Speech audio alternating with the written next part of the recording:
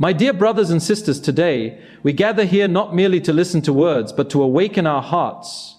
We live in a time where noise is everywhere.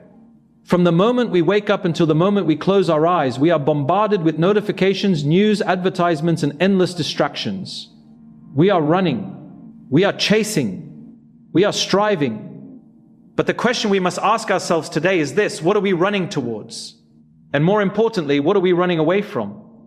The title of our discussion today is heavy. It is profound. It is the final message from Allah to humanity. You need to hear this. When we speak of a final message, it implies urgency. It implies that there is something critical that must be understood before time runs out. Imagine if a loved one was leaving you forever and they gave you one last piece of advice. You would listen. You would memorize every word. You would hold on to it with your life. Today, I want to remind you that Allah, the creator of the heavens and the earth, has indeed left us a final message. It is not hidden. It is not complicated. It is available to you and me right now. But have we truly read it? Have we truly understood it? Let us pause for a moment. Take a deep breath. Forget about your work for a moment. Forget about your debts. Forget about your struggles. Forget about the people who hurt you. Just focus on your Creator. Why are we here? What is the purpose of this life? Allah tells us in the Holy Quran, in Surah Ad-Dariyat, verse 56, "And I did not create the jinn and mankind except to worship me." This is the foundation. This is the root. We were not created to accumulate wealth. We were not created to gain fame. We were not created to build empires that will crumble into dust. We were created for a connection. We were created to know Allah, to love Allah, and to worship Allah. But look at us today. How much of our day is spent in worship? How much of our heart is attached to the Creator versus the creation? We have forgotten the purpose. And when you forget the purpose of a journey, you get lost. You wander aimlessly. You feel empty. This emptiness you feel in your chest, this anxiety that wakes you up at 3 a.m., this feeling that no matter how much money you make, it is never enough, this is because your soul is hungry for its true purpose. Your soul is crying out for Allah. Allah knows us better than we know ourselves. He knows that we are weak. He knows that we are forgetful. He knows that we get distracted by the shine of this world. And because He loves us, He did not leave us without guidance. He sent us a manual for life. He sent us a mercy.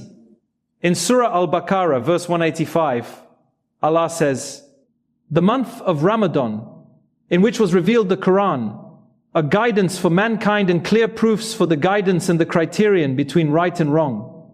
The Quran is the final message. It is the letter from your Lord to you." But how many of us treat it like a letter? If you received a letter from a king, you would not put it on a shelf to collect dust. You would open it. You would read it. You would act upon it. The Quran is not just for recitation to gain rewards, though that is noble.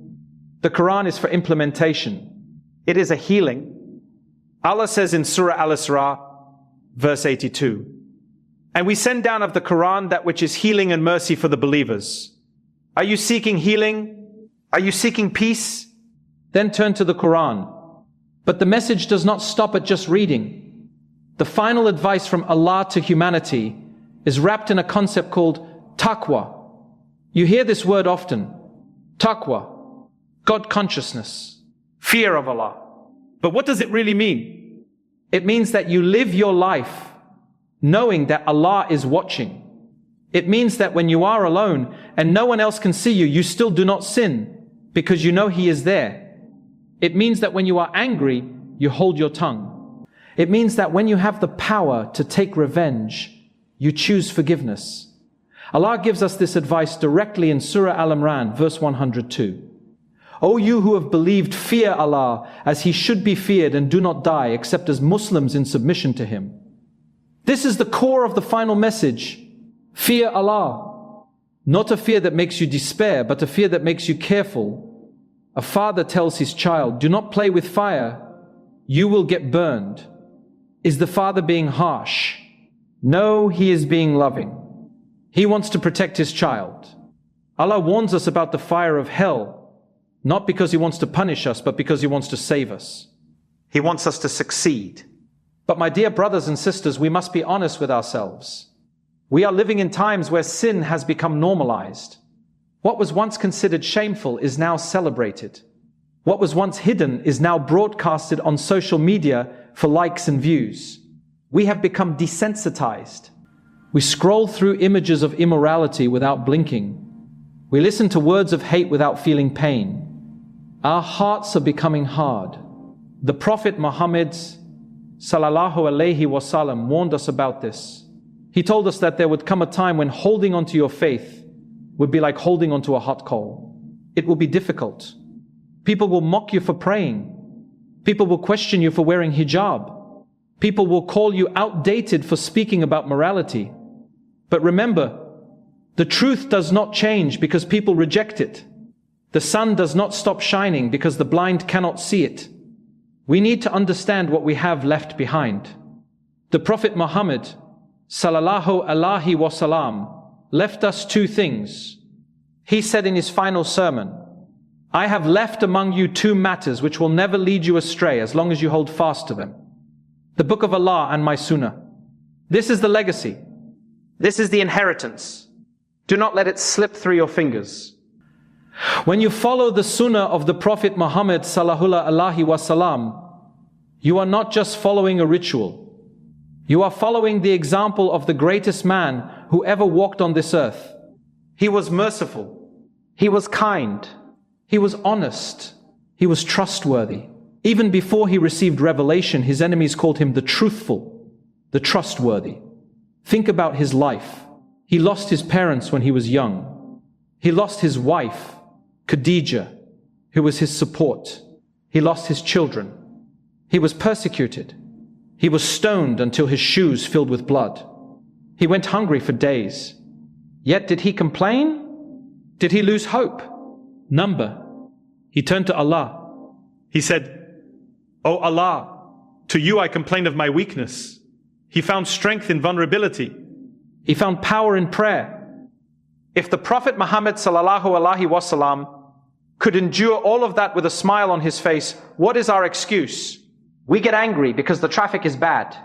We get depressed because the Wi-Fi is slow.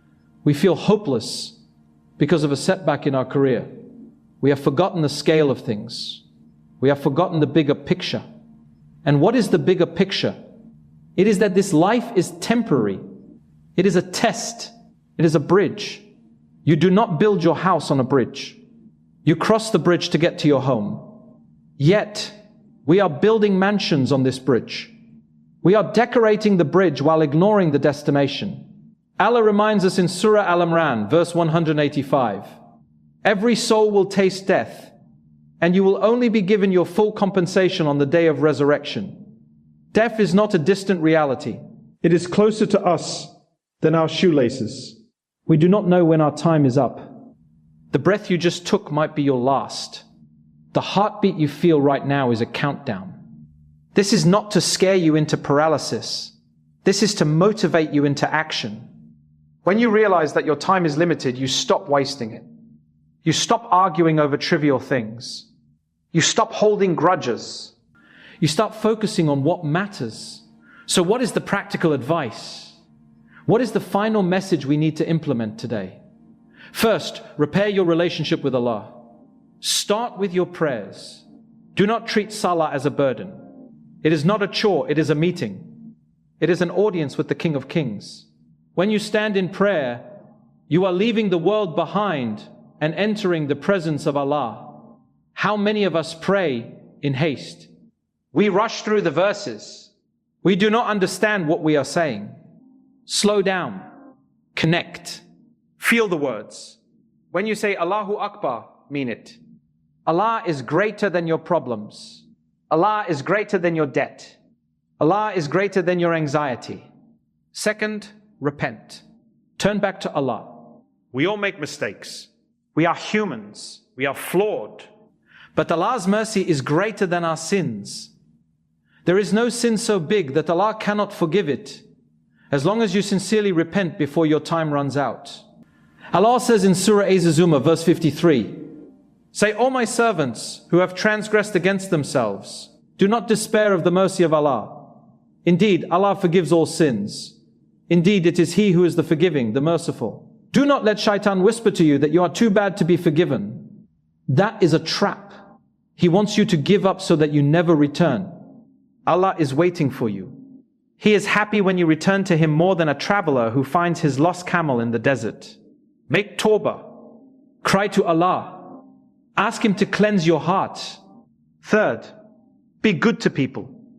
The final message from Allah is not just about vertical connection with Him, it is about horizontal connection with His creation. You cannot claim to love Allah while you hurt His creatures. Be kind to your parents. They are your gateway to Jannah. Serve them. Speak gently to them. Even if they are difficult, even if they are old and demanding, honor them. Be kind to your spouse.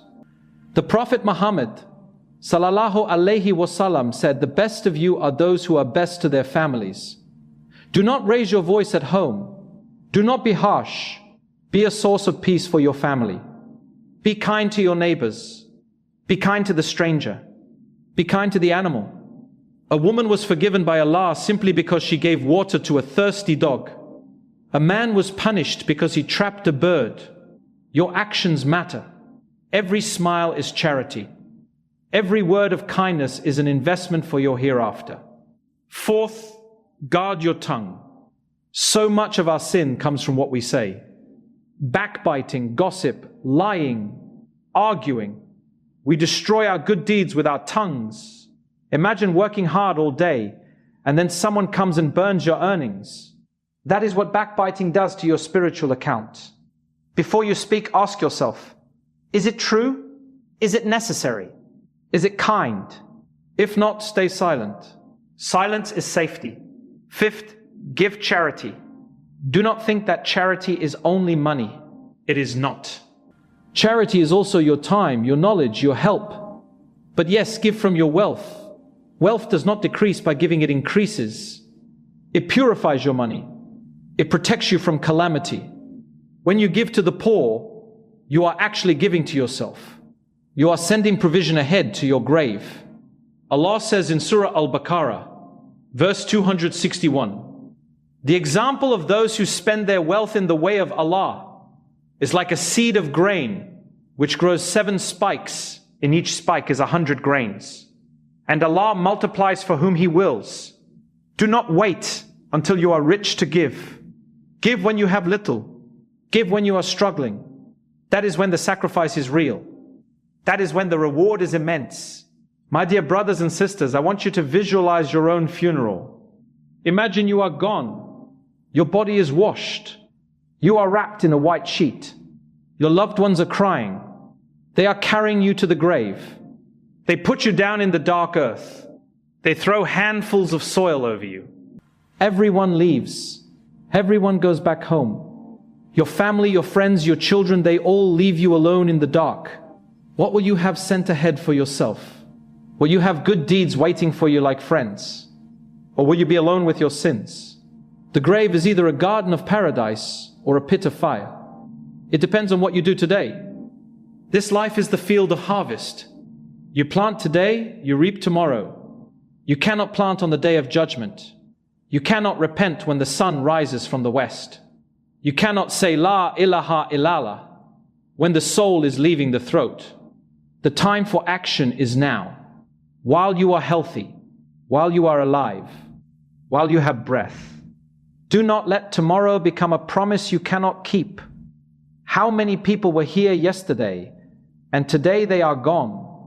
How many people were laughing and now they are being questioned? We must live with a sense of urgency, but do not lose hope. Do not fall into despair. Allah is Al-Wadud, the most loving. He wants you to succeed. He sent the Prophet Muhammad Sallallahu Alaihi Wasallam as a mercy to the worlds. Hold on to his hand. Follow his path. When you feel weak, remember that Allah does not burden a soul beyond that it can hold. When you feel alone, remember that Allah is closer to you than your jugular vein. When you feel unworthy, Remember that Allah chose you to be among those who hear this message. There are billions of people on this earth who do not know Allah, but you do. You have the light. Do not hide it. Share it. Invite others to goodness. Not with anger, not with arrogance, but with wisdom and beautiful preaching. Argue with them in a way that is best. Your character is your dawah.